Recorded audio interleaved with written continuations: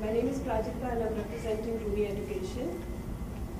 It's no secret that this segment of society really is the one that needs help the most. Where these children are probably and most often the first generation schoolgoers. And yet this segment has not many people have this segment on their agenda. Rumi Education basically is focusing on transforming education for low-income communities in India by creating a sustainable chain of schools, of affordable private schools. This particular segment, like we all know, requires a lot of patience. It has a long gestation period, and above all, it requires a whole lot of commitment.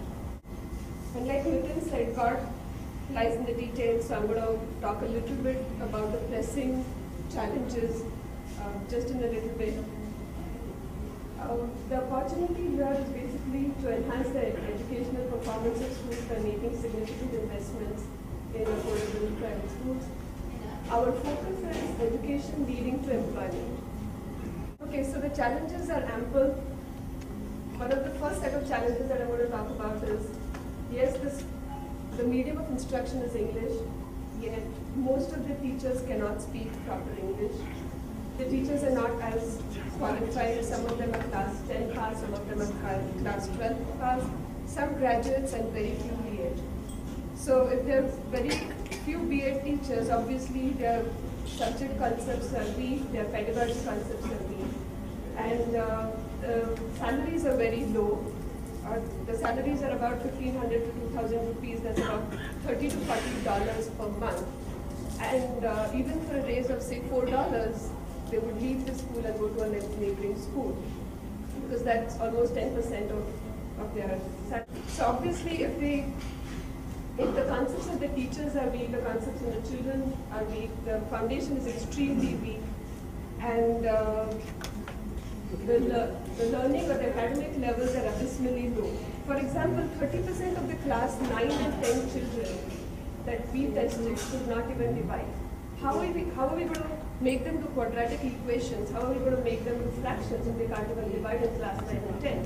So clearly the requirements of this particular segment are not what the mid-segment schools require. The content that is required for this particular segment is not what the mid-level schools or the high-level schools require.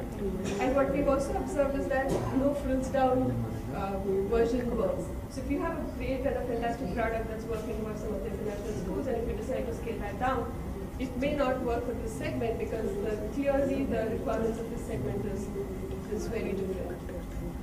The next challenge that we have in this segment is the redundant testing approach. There is a concept of a revision paper. So the revision paper is nothing but the paper that is given before your real exam, which is the exact same as the real exam. So what we've noticed is that in a lot of schools, if the revision paper says 43 plus 25, the actual exam paper will also have 33 plus 25.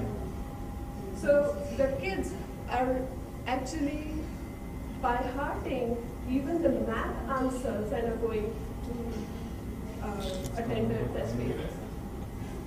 The other redundant approach here is pass every child. Because every single child is passed, is promoted to the next class, often and exponentially the main concepts remain unclear.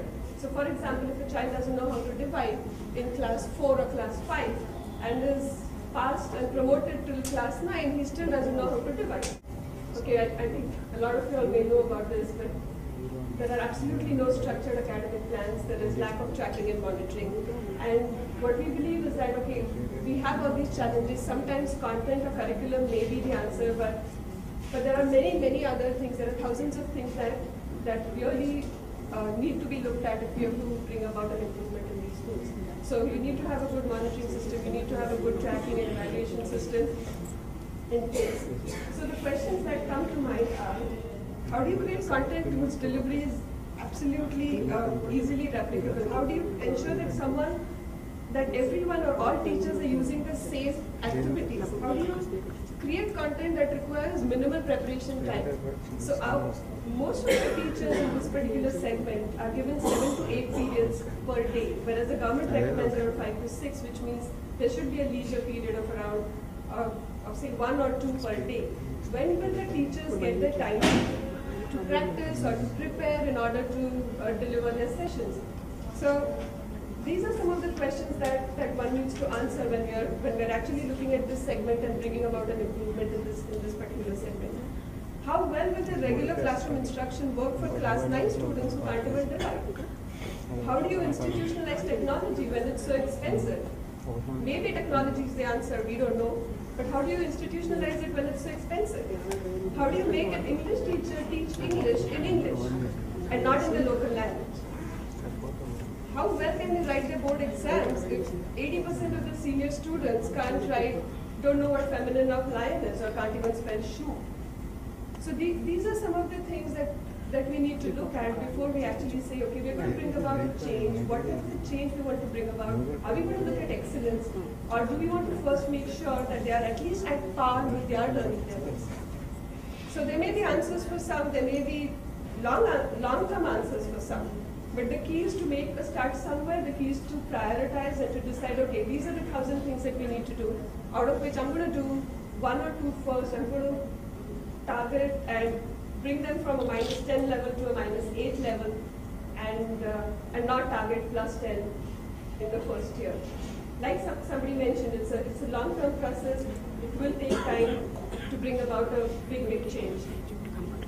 So what are the things that are working? Simple teaching aids, ready-made tools, standardized curriculum. There is a big need to bridge this gap. There's a big need to make sure that at least they come up to the level of their desired academic level. What use is content that is supposed to be for a class 9 child? If that is administered, but the child is actually at the level of class 4 in terms of English. So there's a need to bridge that gap, bring them up to that particular level.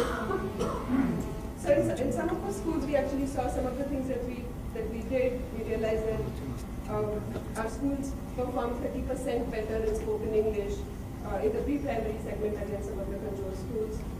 They're now able to follow simple instruction in English as against the other schools. In terms of collaboration, yes, we're looking for agencies to collaborate if they have solutions to these challenges that I've just spoken about. And we all know that there's an enormous need. There are thousands of things to do.